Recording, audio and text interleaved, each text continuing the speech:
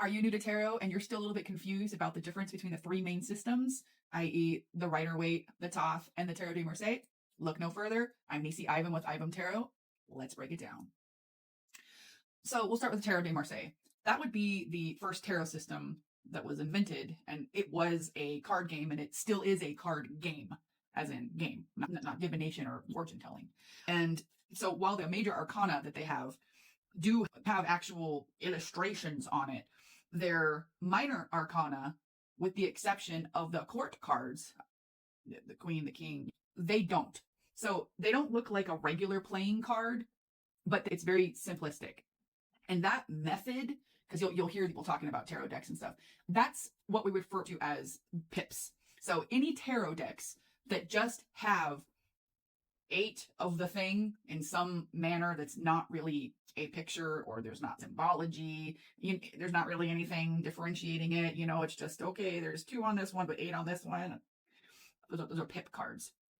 Now, the Rider-Waite and the Thoth deck both have stylization or illustrations. Even though they have the number 2, in this case 2 of swords, there's 2 swords on here, there is illustration, there is symbology, there is stuff to glean from this, right? Same here. There's 8 swords, it's the 8 of swords, but there is an illustration to go here in terms of symbology and interpretation. So that's one of the main differences. That's the Tarot de Marseille apart. Now there are decks out there that would sort of follow the Rider-Waite system that just have pips, okay? But usually you're going to get some illustrations. Now next we have the Rider-Waite system. So the Rider-Waite deck was drawn or illustrated by Pamela Coleman Smith, and then the A.E. Waite with the interpretation. They were both a part of the Golden Dawn, which is a magical order. And the desire was to put out a deck that would be, I'm going to use the word commercially accessible, and thus they wanted to specifically not include a bunch of Kabbalistic, astrological based symbology that would be perceived as making it difficult to grasp. So lastly, we have the Thoth deck. The Thoth. There's many ways you want to pronounce it. I say Thoth. It's by the Aleister Crowley. So Lady Frida Harris illustrated it, and Crowley was the founder of Thelema, and so he most certainly included the Kabbalistic and the astrological and some other imagery in his deck. I love that deck. I love it so much. It is so rich with imagery. It is so rich with different things to catch your eye. I'm trying not to be super biased here because I did start out with Rider-Waite. Loved the Rider-Waite. Got me where I am today. Well, more or less, because I got on the Thoth train as soon as possible.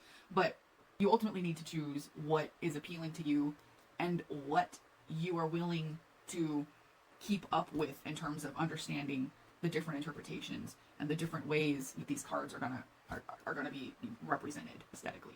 I mean, even within the Crowley, we've got there's the Crowley, then there's the Liberty, which is obviously pretty freaking similar, but some other of the Liberty cards, they don't go off on a completely different tangent, but they kind of look at some of the Thoth cards from a little bit of a different angle, like literally a different angle. Like some of them are a zoomed out version of, I don't think I have any of the zoomed out ones right now, but let me see. This one a little bit. So this is the 8 of Swords, and then this would be the Liberty 8 of Swords. So we have this depicted here effectively, and then it's drawn out more. And in a way, I think that the Liberty depicts the interpretation, the meaning of the card a bit better, because how I was talking about pips earlier with the Tarot de Marseille, this is going in the pippy direction, but it's saved from that in the fact that there's all these different color connotations and just different little symbols in these cards themselves. And they're not, some of them are not all exactly, as simplistic as this, but even this being simplistic, it's obvious there's different sorts of swords in there, and that means something. Anyhow, so when you're learning, checking out the Rider-Waite, and you're kind of sniffing around, seeing if you want to check out the Thoth deck, or if you want to go over to the Tarot de Marseille, ultimately it's about how you learn and how you kind of associate and how richly you want the associations to be. I mean, if you don't want to worry about the different astrological and Kabbalistic symbols on top of stuff that's already kind of inherent in the Rider-Waite, it's understandable why you wouldn't want to use the Thoth deck, you know? So, sky's the limit. Just make sure you're understanding why you're making the choices you're making and why you're drawn to the things you're drawn to. Okay?